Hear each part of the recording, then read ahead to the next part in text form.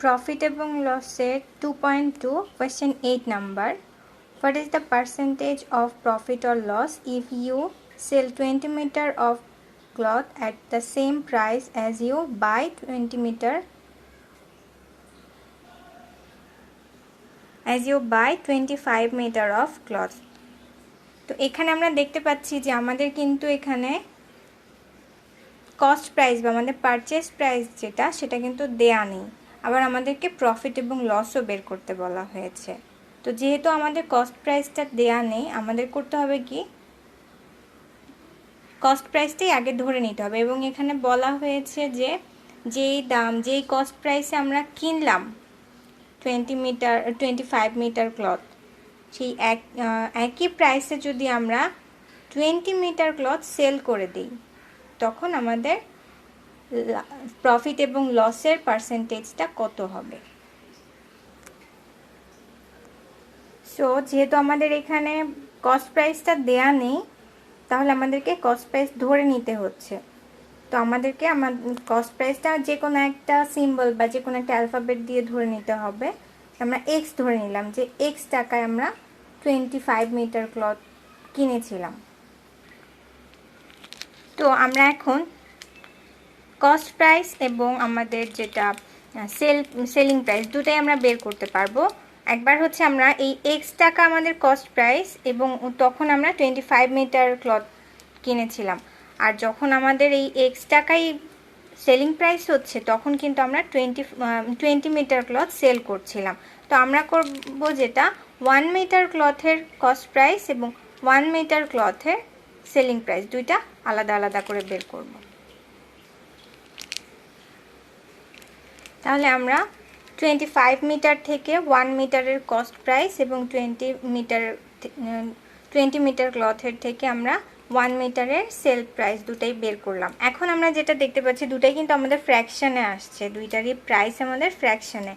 তো আমাদের যখন নিউমারেটরগুলো সেম হয় তখন আমাদের ফর্মুলা আছে ফ্র্যাকশনে যে নিউমারেটর সেম হলে তখন যেটার ডিনোমিনেটর ছোট হবে সেটা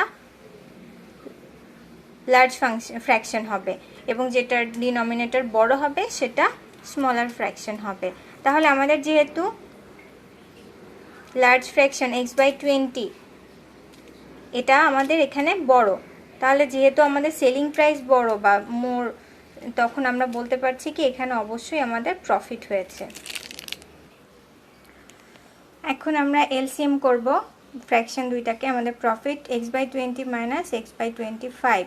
তাহলে আমরা এখন এলসিএম করি, এলসিএম করে সাবট্রাকশন করব, ফ্র্যাকশনের সাবট্রাকশন।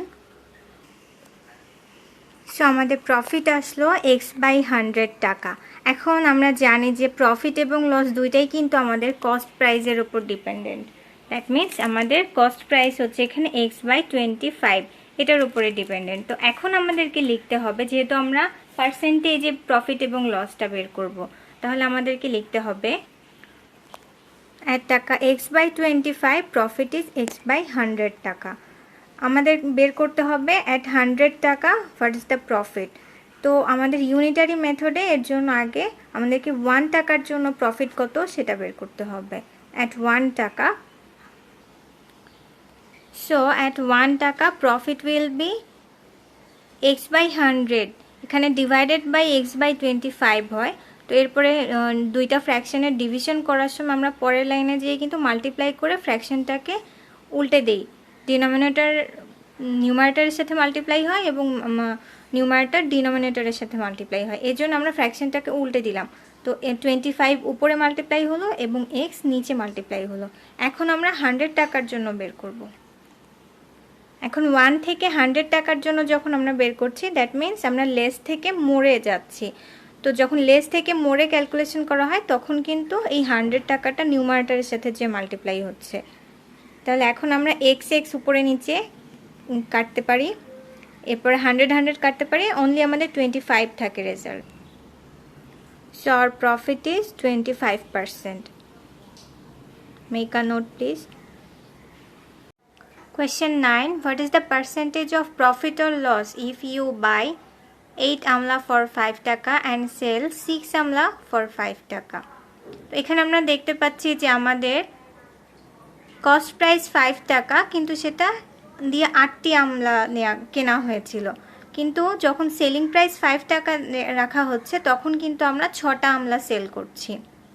তাহলে আমাদের এই 8টা আমলা 6টা আমলার যে আলাদা আলাদা কস্ট প্রাইস সেলিং প্রাইস আছে, দুইটা থেকে আমরা একটা আমলার কস্ট প্রাইস এবং সেল প্রাইস কত সেটা বের করে সেই দুইটা যদি কম্পেয়ার করি কোনটা বেশি কোনটা কম, তখন প্রফিট এবং লস আমরা বলতে পারবো যে কোনটা হবে। তাহলে আমরা একটা আমলার জন্য সেলিং প্রাইস কস্ট প্রাইস বের করে ফেলি।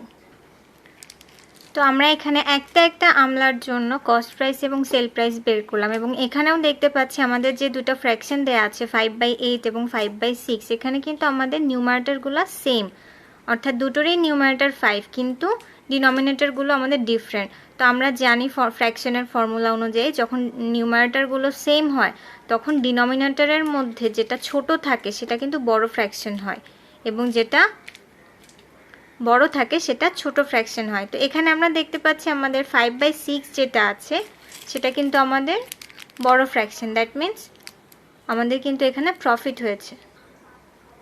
আবার আমরা এলসিএম করব, ডিনোমিনেটরে এলসিএম করে আবার আমরা প্রফিট কত সেটা বের করে ফেলব। সো আমাদের প্রফিট এখানে 5/24 টাকা।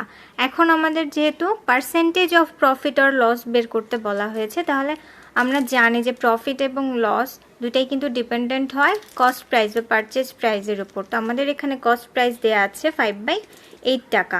এখন আমরা এই 5/8 টাকাতে যেহেতু প্রফিট আমাদের 5/24 টাকা হলো, 1 টাকায় কত এবং 100 টাকায় কত দুইটা বের করতে হবে।